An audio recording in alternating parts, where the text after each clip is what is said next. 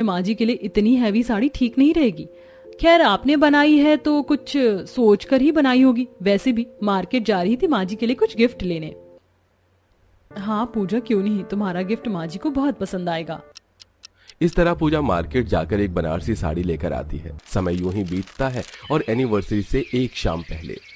पूजा, कल माँ जी की एनिवर्सरी है। आज रात के 12 बजे ही हमें माँ जी को सरप्राइज देना है। इसके लिए पूरा घर सजाना होगा। और इसमें हमें तुम्हारी मदद चाहिए।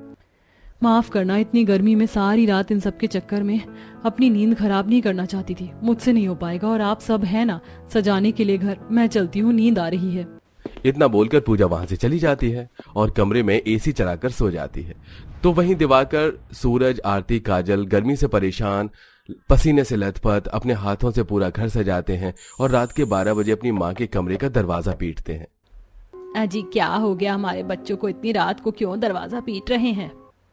अरे वो तो दरवाजा खोलने पर ही पता चलेगा। जैसे ही शांति दरवाजा खोलती है, शांति के दोनों बेटे अपने माँ पापा के ऊपर फूल गिराते हैं और आरती अपने हाथों में केक लेकर आती है और सब एक साथ मिलकर विनोद और शांति को उनकी शादी की 25वीं सालगिरह की मुबारकबाद देते हैं। हैप्पी 25th वेडिंग एनिवर्सरी माँ और पापा। हैप्पी 25th वेडिंग एनिवर्सरी माँ और पापा। देख रही हो शांति, हमारे बच्चों ने हमारी 25वीं एनिवर्सरी कितने अच्छे से शुरू की है। ये तो बस शुरुआत है पापा जी। और माँ जी, मैं आपके लिए गिफ्ट भी लेकर आई हूँ। आप पहले हॉल में चलकर केक काट दीजिए।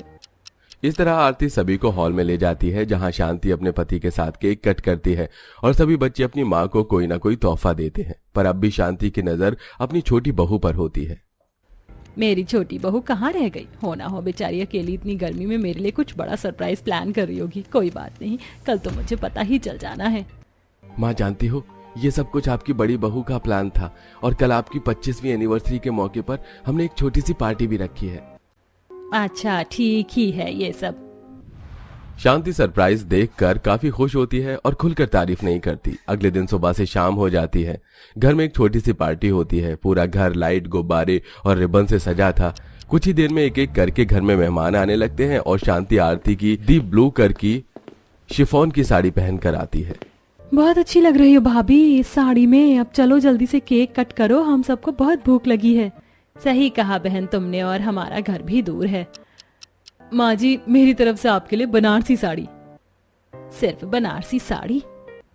पूजा अपनी सास को बनारसी साड़ी देती है। ये देख शांति को काफी बुरा लगता है, पर वो कुछ नहीं बोलती। कुछ ही देर में शांति और विनोद अपनी 25th वेडिंग एनिवर्सरी का केक कट करते हैं।